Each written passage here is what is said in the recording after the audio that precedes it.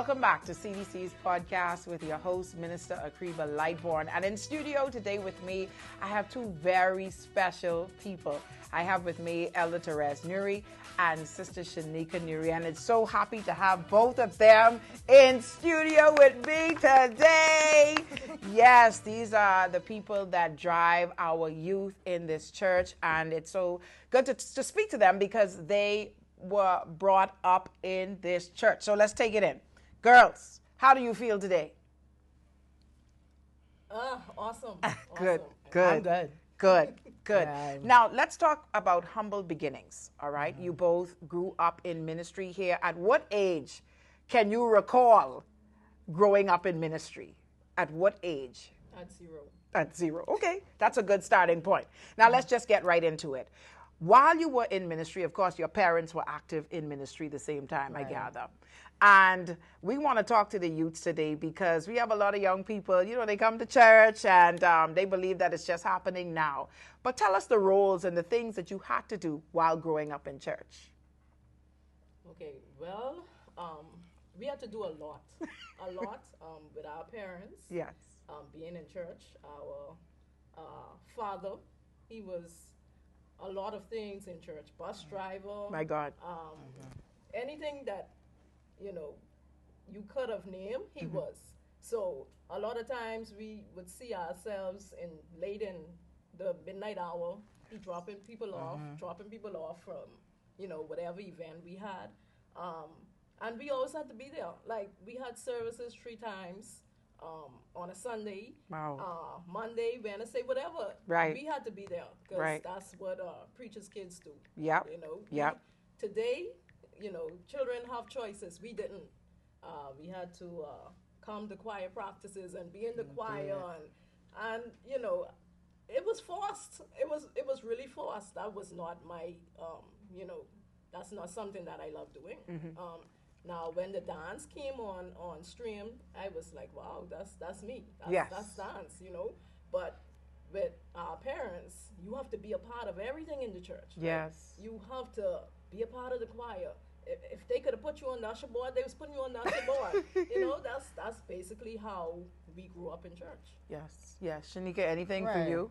So just to write on that a bit, as she said, a lot of things, well, not a lot, but like the choir wasn't our forte. We could blend, but in terms of the choir, it wasn't our thing. However, I can say that as a parent now, Yes. I understand what they were trying to do. Yes. And sometimes we don't want to be in an area, but what it teaches you is in life you might not want to do something, That's but right. you need to stay in position to get where you want to get. I think it taught us how stickability, to appreciate, you know, the things of life, basically. So I now see what they did. So I have a better appreciation for why they did what they did. That's good. That's good. Now let's just hop right to this because just in case the audience is watching, they are Bishop Newry's and Elder Queenie's daughters. And so from a bus driver, I spoke with Bishop on the last episode, humble beginnings from a bus driver. How did you feel? Because you all had no idea that your father would become the bishop of the church that you grew up in. What was the emotion and what were the feels that you all had with that transition? Well, for me, normally you don't want it. Yeah. Because, you know, it puts pressure on you as a child or a young person. Yes. Because, okay, and then other than not wanting it, you look at past pastors and what their kids had to go through and what the past pastor had to go through. That's a lot of stress, you know, church stress. Like, church is stressful. The people in church, they're stressful. So you don't want your parents to have to go through that. And then you're also looking at yourself like, man, you know, it's enough being a preacher's kid, but the pastor's kid, it's even, you know, that's elevation. Yes. Like your trials and everything, it's coming at you stronger. Yes. And so, you know, you look at it now and, you know, he loves doing it. Yes. He loves being a pastor. He loves his role. He loves his church. Yes. You know, so that's the main thing, that he is happy with it. So now you could appreciate it a bit more than when it first happened, because you was like, no, I don't want that. But now that it has happened, and he's 13 years in. Yes. You could appreciate where he's at and where he's taking the church. So God was definitely preparing him for a chair that he had no idea that he was about to sit in. And Shanika, you being in the medical field, now I want to talk about this because whenever you elevate, there comes attacks. And Bishop Newry and I had a conversation about that. Things don't happen. You have some people there in the church and they say, just keep me behind the fence. I don't want to come up front, because when you come up front now, this is when the attacks began. And there was a season when your parents both would have been under attack. I know Elder Queenie, she talks about her testimony all the time. How did that make you feel? I mean, being in the medical field, your father, 98% of his artery blocked, a tumor on his brain, and then your mom. Tell me, how did you feel in that moment? So in that moment, let me, just take it back a bit. For me, when he came into that, I had a greater appreciation. Yes. He actually taught me, even, I might have been an adult, but as I have an inner child, and he taught me, hey, you can start from here and elevate to that. So I actually used him to guide me even in my medical field, because I started from somewhere, and I'm now a nursing officer, right? And like you say, the higher you go, the more devils come at you. Yes. It comes with a cost. Yes, it does. And in that, I watched them both got ill, and my God. it was rough. Let me say that. It was rough because I'm in the medical field, so it was me basically dealing with everything. Yes. And since, trying to maintain that strong posture and that strong will for them. So, I watched him, but then I also watch him overcome. Yes. And the ending, the overcoming is what really drove me. And I know a lot of persons that are there, because what he had should have shut him down. According to the enemy. According to the enemy. Yes. So he survived it, and he overcame it. And God. he's a testimony. He sure is. Him and my mom both. Yes, they are miracles, and that's what I love so much, because the Bible says we overcome by the blood of the Lamb and by the words of our testimony. And so you two doing what you do now, you both deal with the youth of our church. And I know the youth today are totally different from your youths, right? God. I want to talk about I want to talk about that, because the challenges and the peer pressures are different from when we were growing up. What are some of the challenges, Terez, Elder Terez and Sister Shanika, that you see right now with the youths that you did not see when you were growing up? Any challenge? Like, what are the challenges? Because one of the things too that we have to, we need parents to be involved as well. Parents being on board, just like Bishop Newry, he made you do these things and you did not want to do it, but look at the product today. You can see, you can appreciate it today. What I'm talking from the parent standpoint and from the children's standpoint, what could be, or what are some of the challenges? Because raising the youth, you understand that we are dealing with the youths that are, the enemy is afraid of these young children. Let's just put that out there right now. The enemy is afraid of these young children. And so what are some of the challenges? Because some of them probably don't want to do it either. Right. Some of them are probably doing it because their parents want them to do it too. Well, definitely but with that, a lot of them, they have ways and means of not doing it. They could tell their parents, I'm not going to do it. Like, that's the generation of today, and some parents allow it. I'm not going to do no, I don't want to be a part of that. They very outspoken now. So that's a challenge, because we had to do it. They don't. Like, okay, I don't want to go to church. I don't want to go to church today. That's the parents allow it, and that's the generation that is coming up. So a lot of times when we have youths and the other items, you don't see a lot of our youths, and you don't see a lot of persons participating. That's because they have a choice. They have a choice. Right. Wow. They have a choice. That's that's so, good. And that is where a lot of the challenges come in, because while they may have a choice, and it's a different generation. Yes. But if we would, as parents, help to push them to do more things of God, I think we'd be in a better place, in the nation, in the world, and in the churches. That's right. I like that. Anything from you, Sister Shanika? So too, I would say, back in the day, we are used to our parents worshiping with us. Yes. Right? So now you sometimes just see the youths and their parents are not so much there in terms of making sure they come out with them and worshiping with them, which is also a positive, because if some parents are not making it, at least they're making sure that their children youths are in place, So I see that as a challenge, because we grew up in a generation where our parents were very much involved in ministry. So I see that not a lot, but some youths, parents, could get a bit more involved in ministry, because what it does is it shows them that, hey, if I'm doing this as a parent, you can now also continue to do it as my child. Yes. So I see that as one of the challenges with the youths. Yes, because of course we are fighting culture. The culture now, back in the day, it was no TikTok. It was no Instagram. It was none of that. It was you go to school, you go to church, you come home. Phone calls happen at home.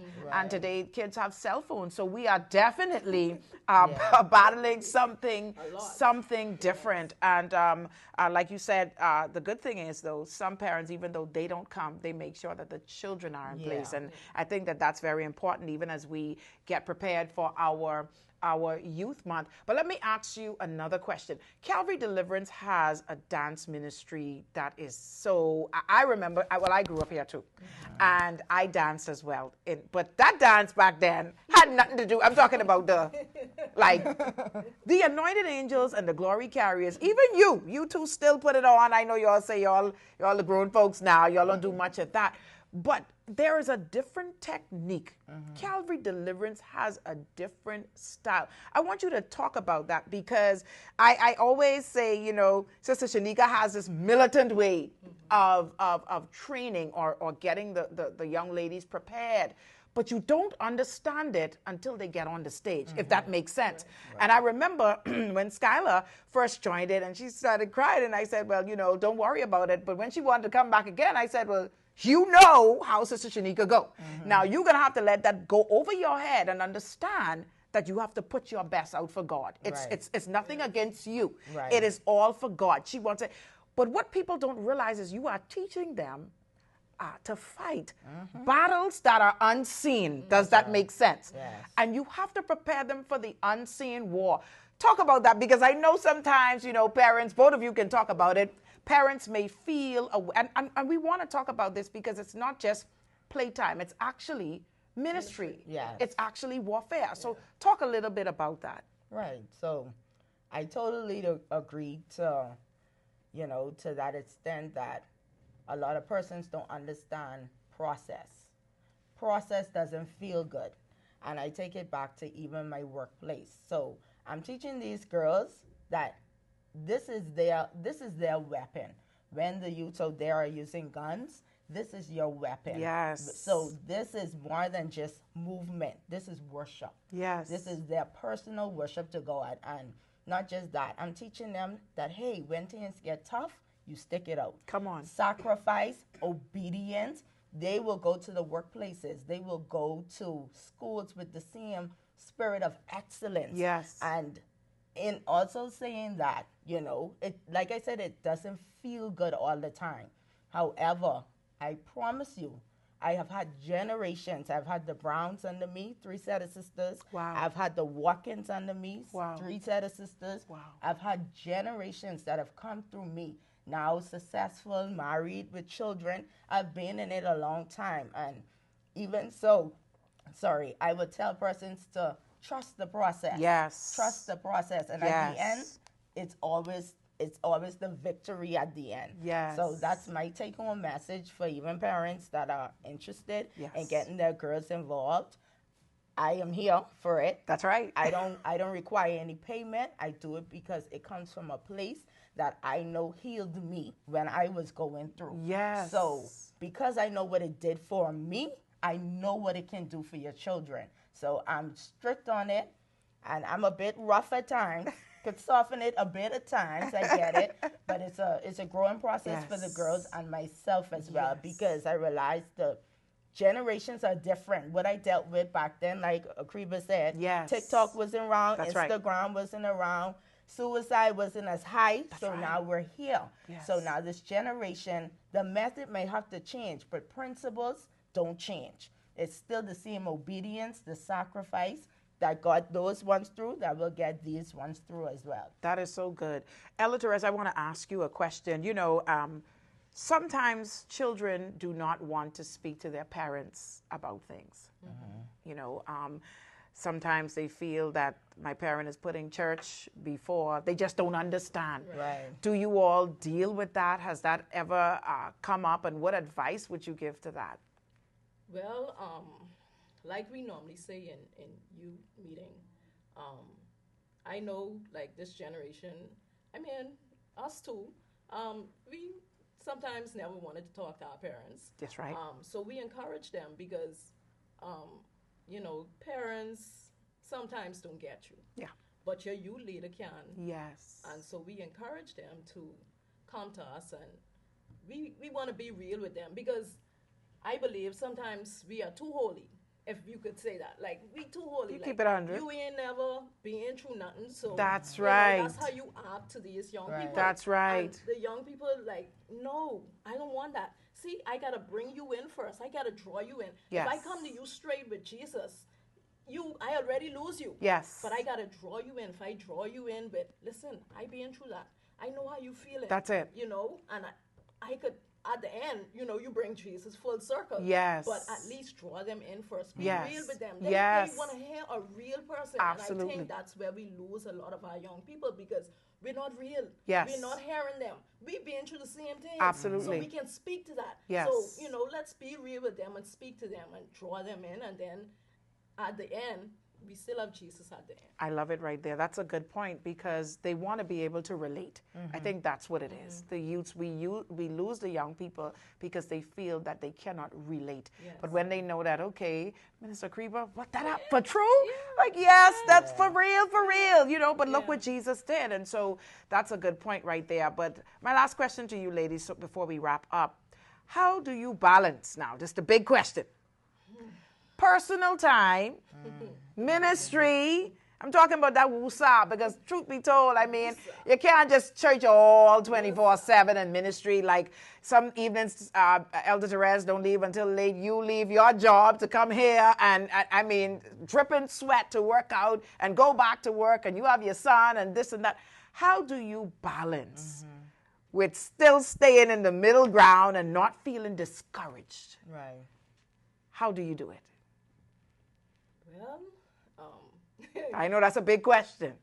actually, it's still a challenge. It's still a challenge trying to balance personal life and church life, because my life is so I mean, everything is basically church. I work at the church. I'm head of the various ministries of the church. Yes. So everything basically is church for me. Yes. Personal life is very, very scarce for me. So trying to balance is like I say, it's still a challenge. It's hard at times, and a lot of times, honestly, I could understand when people say they have church burnout, because I get to that point at times, like, listen, I am just overwhelmed.